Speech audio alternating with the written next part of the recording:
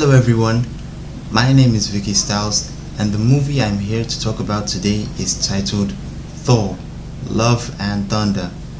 Now before I get into details of this movie, please subscribe to this channel, like this video and comment. Click the bell notifications to get notified anytime I upload a new video.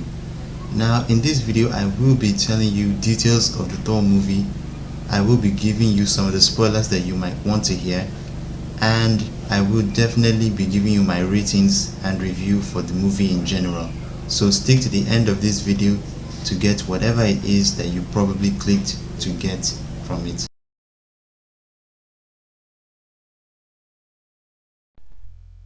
The movie Thor, Love and Thunder is a 2022 superhero movie based on the Marvel comics of the same character or the same set of characters. Now this movie is the fourth installment in the Thor franchise, and it is the 29th installment in the entire Marvel Cinematic Universe. So it's just remaining one movie to make it 30 movies in that franchise. The movie was directed by Taika Waititii, and the screenplay was written by both Taika Waititii and Jennifer Robinson. Now the cinematography was done by Idoine. Now the movie stars Chris Hemsworth as Thor as usual, though.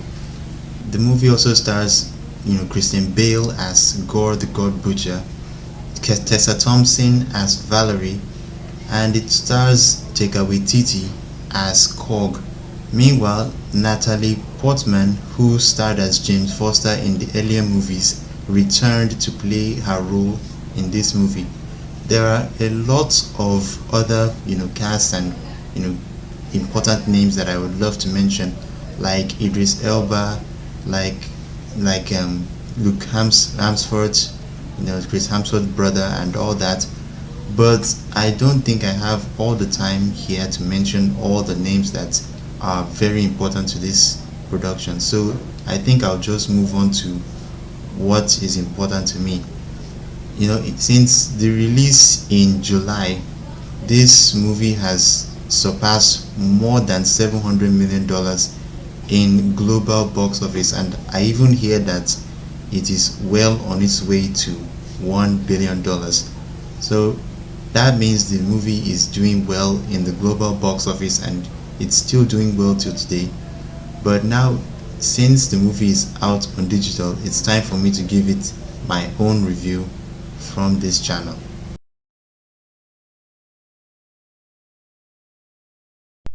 Now to start things off, I must admit that the production has very good sets, very good costumes, very good body art or makeup, whatever you want to call it.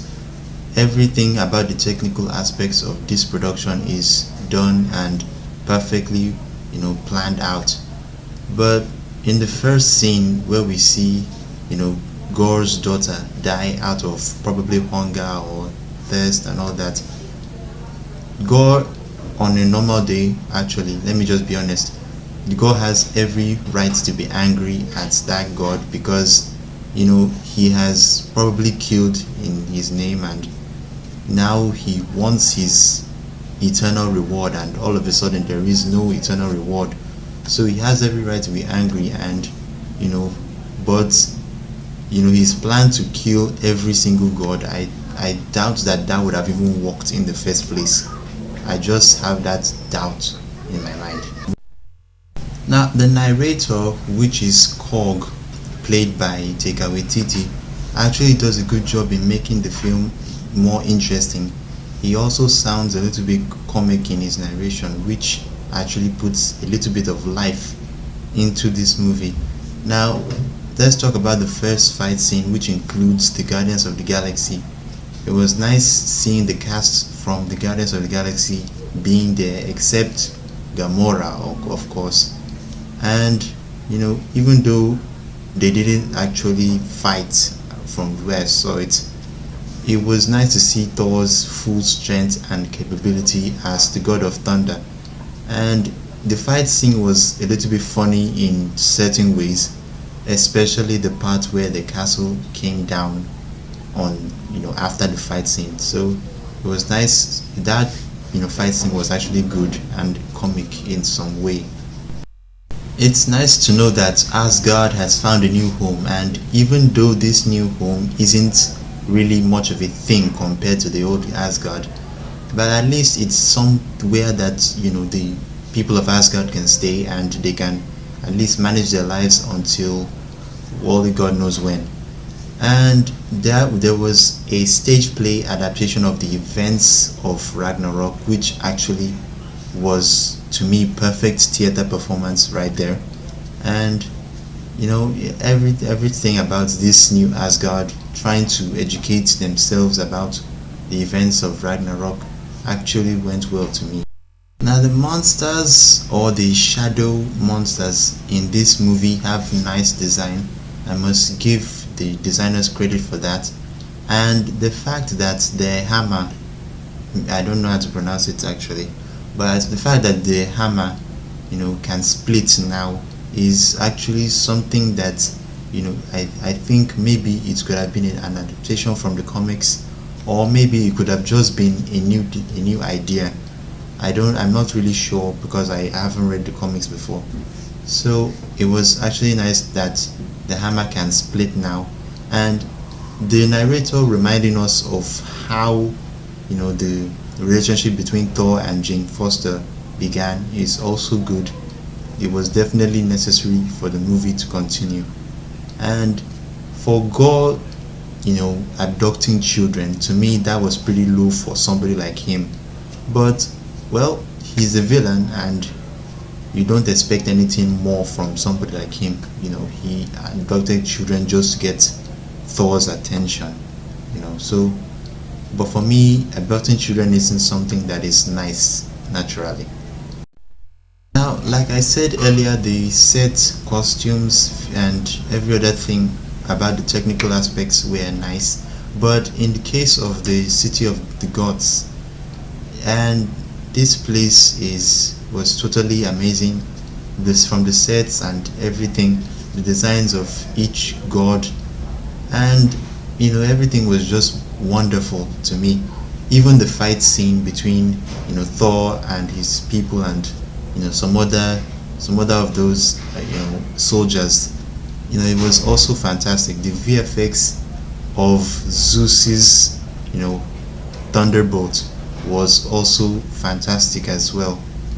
But I don't see how Zeus could have just been doing all those stunts for whatever reason best known by him.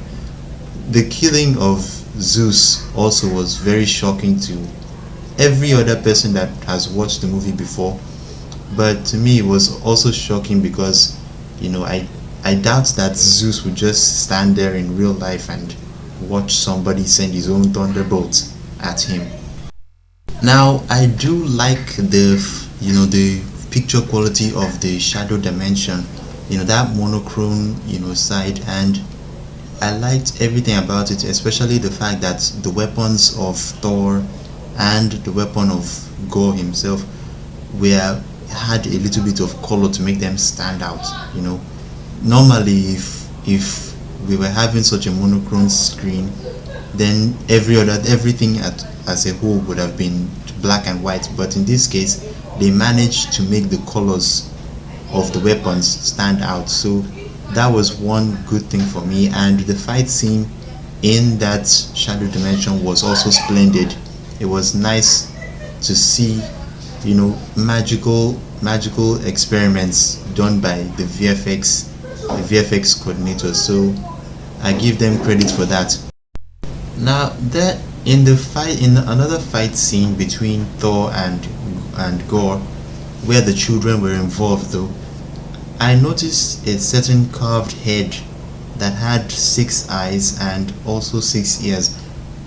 I noticed that carving actually looks like Arishem from Eternals. It looks like him, and I don't know what they are trying to prove, but maybe there could be some sort of relationship between the Eternals and that of Thor. Well, I have every reason to believe this, because the Eternals are like spiritual beings, and Thor too is a god, spiritual being. So there might be some sort of relationship between these two movies. After all, they do happen in the same universe. So I have every reason to believe, but I just don't know what they are trying to prove anyways. As for children having superpowers and fighting demons, I actually think that Marvel can actually utilize these kinds of ideas. They can actually make a movie about children with superpowers and fighting some villains or so, even though the movie might not necessarily be in the MCU, or whether it will be in the MCU, but this will actually make a good idea if you ask me, a good movie idea if you ask me. Now, after watching the entire movie, I have come to the conclusion that if a fifth installment of this Thor franchise is going to happen, then definitely Gorr the God Butcher will not be the villain this time. It will most definitely be Hercules or any other god that was sent by Zeus, because in the end credits Zeus wasn't dead and he was actually speaking to his son Hercules to kill Thor Odysseus, and for whatever reason I am meant to believe that he wants Hercules to actually come down to earth and prove himself somehow. So I just don't think that Gorr will be a villain again in this franchise, because Gorr is dead and he has gone to wherever he will go to. Meanwhile, Jane Foster has gone to the Eternity or Valhalla, and that place even looks good. But what I'm just trying to say is that definitely Hercules or any other god that was sent by Zeus will be Thor's next villain. That is, if the fifth installment is supposed to happen. Now, for my ratings, I'm rating this movie a 9 out of 10. Although many people, try to make me believe that the movie was trash and I wouldn't like anything that happened in the movie, but well, as I took my time to watch the movie and I took notes of majority of things that happened in it, well, I came to the conclusion that the movie isn't actually bad after all. It's just that people just don't like the fact that the movie was so comic, and I agree with them. For a movie like Thor, it should be more epic and more serious than the way they took this particular movie. I think if a fifth installment is supposed to happen, then I think they should make it a little bit less comic than this one, so that people can actually feel the real deal from the usual Thor movie that we know. I think Ragnarok was a little bit comic, but this one just took comedy to a whole new level, and I don't know why, but I just think that maybe that was the reason why many people had a problem with this one. But I enjoyed the movie, and the movie is good. If you haven't watched the movie, you should watch it, at least whenever you're free. So thank you for watching this video and my review. Please remain subscribed to this channel by clicking the bell notification so that you'll be the first to get notified when I upload new content. And also, you can make your comments, because I will definitely put it out in my next video. So make your comments here and I will definitely reply and put it out in my next video.